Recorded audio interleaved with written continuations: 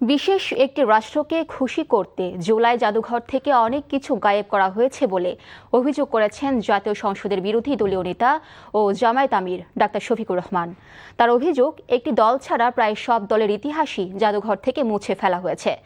ফেলানিসহ সীমান্ত হত্যার স্মৃতিচিহ্ন সরিয়ে ফেলা কোনোভাবেই ভালো লক্ষণ নয় বলেও মন্তব্য করেন তিনি।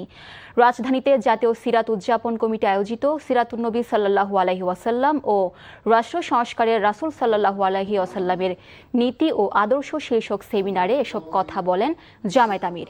তিনি বলেন, ৫ আগস্টের পর জনগণ ভেবেছিল ফ্যাসিবাদের বিদায় হয়েছে, কিন্তু ফ্যাসিবাদকে সংক্রামক ভাইরাসের সঙ্গে তুলনা করে জামায়াত আমির বলেন, বিদায় না নিয়ে নতুন রূপে আবারও বিস্তার ঘটাচ্ছে ফ্যাসিবাদ।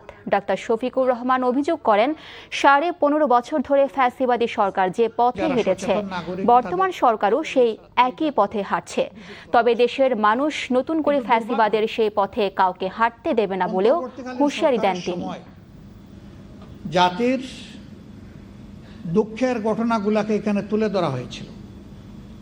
বিশেষ একটি দেশকে, রাষ্ট্রকে খুশি করার জন্য তার অনেক উপাদান এখান থেকে গায়েব করে দেওয়া হয়েছে। নির্বাচিত সরকারের হাতে যখন আসছে, অনেক নির্যাতিত মানুষ, তাদের স্মৃতিচিহ্ন ছবিগুলো ওখানে ছিল। একটি নির্দিষ্ট দলের লোকদের স্মৃতি রেখে বাকিগুলা গায়েব করে ফেলা হয়েছে।